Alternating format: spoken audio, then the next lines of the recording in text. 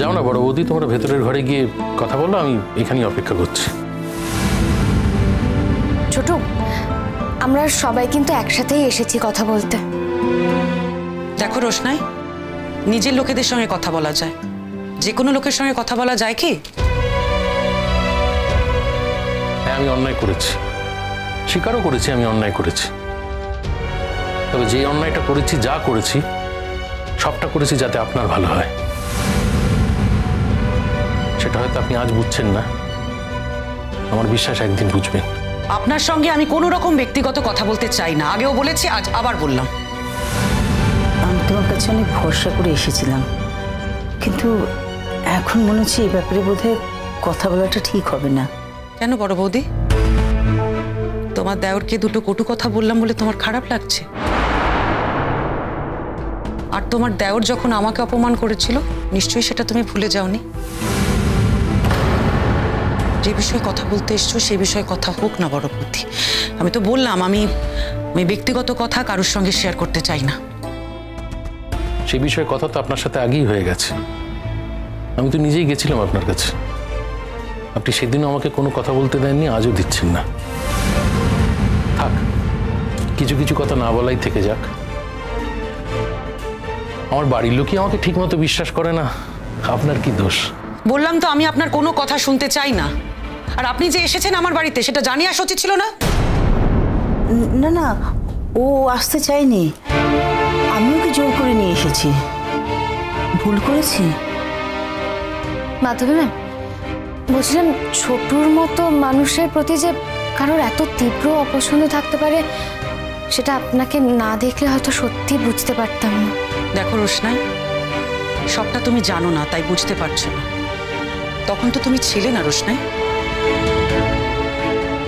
বারবার যেখানে তোমাকে অপমানিত হতে হয়, সেখানে কি তুমি ফাইট করো না রোশনাই? আমি তো মনে করি কেউ যদি অপমান করে তাহলে তাকে 10 গুণ অপমান ফিরিয়ে দেওয়া উচিত। আসলে অপমানটা কাকে বলবে সেটাই বড় কথা। ও তো তোমার ভালো করতে চেয়েছিল, সেটাকে তুমি যদি অপমান বলো। হ্যাঁ, আমি মানছি যে ও তোমার সম্বন্ধে একটু বেশি ভেবেছিল। যাকে আমার মনে হচ্ছে যে যে কাজে এখানে এসেছি সেটা বোধহয় আজ হবে না। এ কথা কেন বলছো বড় বৌদি? শোনো বড় বৌদি, এটা ইমোশনাল হওয়ার সময় না। যে কাজের কথাগুলো বলতে এসছো ওনাকে বলো। মিনির বিয়ে নেমন্তন্ন করতে এসেছিলে, তাই তো?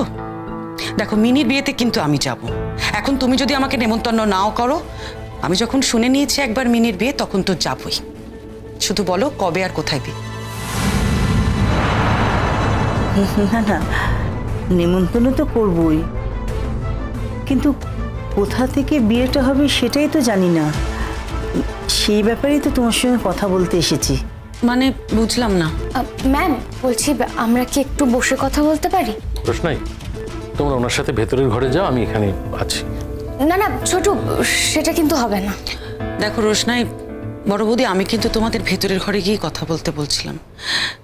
তোমাদের খুব আপন মনে করি বলেই। সাকি, কাজের কথা বলি। জোর করে তো কারোর মত বদলানো যায় না। হ্যাঁ, সেই ভালো।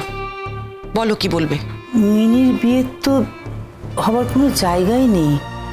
মিনির বিয়ে হয়তো মন্দির থেকেই দিতে হবে। বাড়ির কেউ তো কোনো মত দিচ্ছে না। তখন রোশনাই বলল যে তোমার সঙ্গে কথা বলতে যদি তোমাদের বাড়ি থেকে বিয়েটা দেওয়া যায়। আসলে বাড়ি ভাড়া করে বিয়ে দেবো এরকম সামর্থ্য তো আমাদের নেই। এর থেকে ভালো কিছু হতেই পারে না বড় বৌদি। আমি রাজি। বলো বলো, কবে বিয়ে ঠিক করছো বলো। মানে আমাদের তো তেমন কোনো আয়োজন করে বিয়ে হবে না।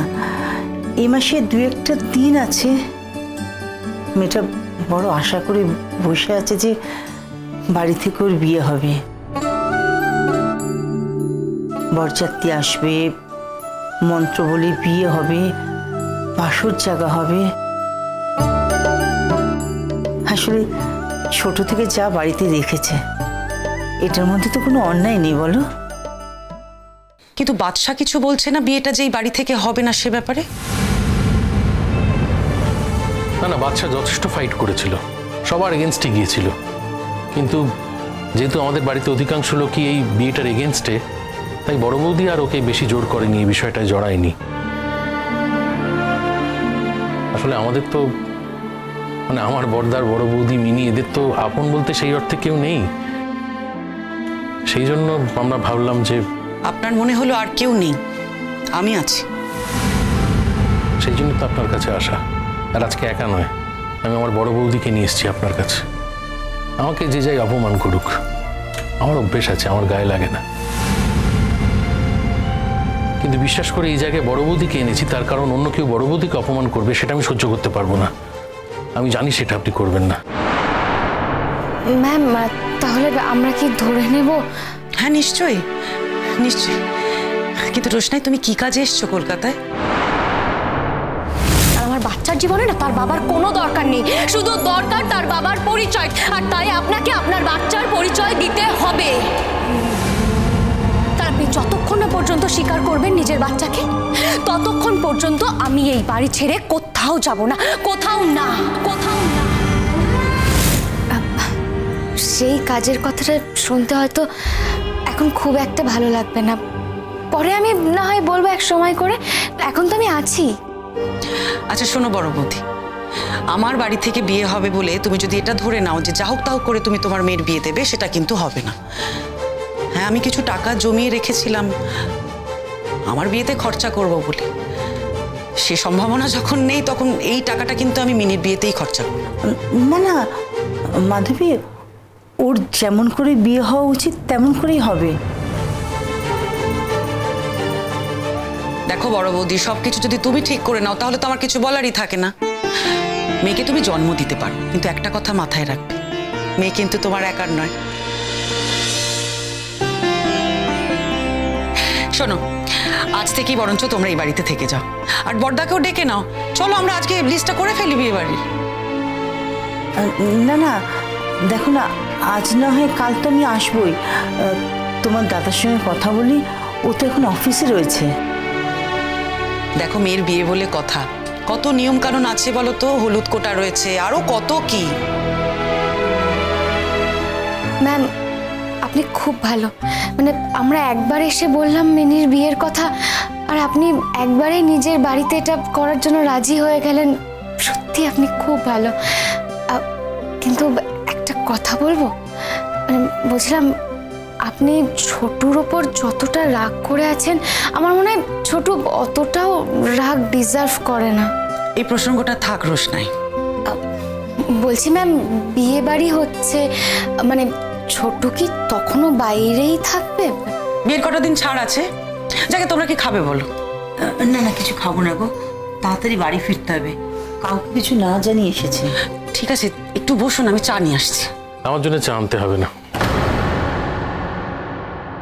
আপনার জন্য চা করতে যাচ্ছি সেটা কে বললো আপনাকে?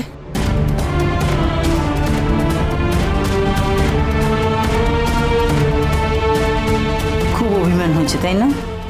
সব দোষ কিন্তু তোমারই, তুমি তো বিয়েটা ক্যান্সেল করেছো। জানি তো বৌদি দোষ আমার, বারবার তো সে কথা স্বীকার করেছি আমি। ওই বিয়েটা আমি ক্যান্সেল করেছিলাম ওনার যাতে উপকার হয়, ওনার যাতে ভালো হয়। তার মানে তুমি মাধবীকে ভালোবাসো? কি যে বলো বৌদি, আমার মতো মানুষের ভালোবাসার কোনো দাম আছে নাকি এই পৃথিবীতে?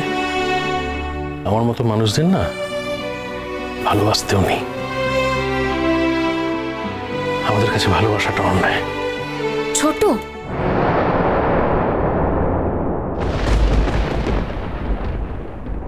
এই তো মিনি এসে গেছে। ছোটদা ভাই, তুই মিনিকে বসা। আচ্ছা, let's not waste any more of our time, তো অনুষ্ঠানটা শুরু করি। किसी को मेरा शौक है, किसी को मेरा है नशा, जवानी कहते हैं मुझे, है मेरे आशिक हर जगह, किसी को मेरी हसरत। ना रोशना।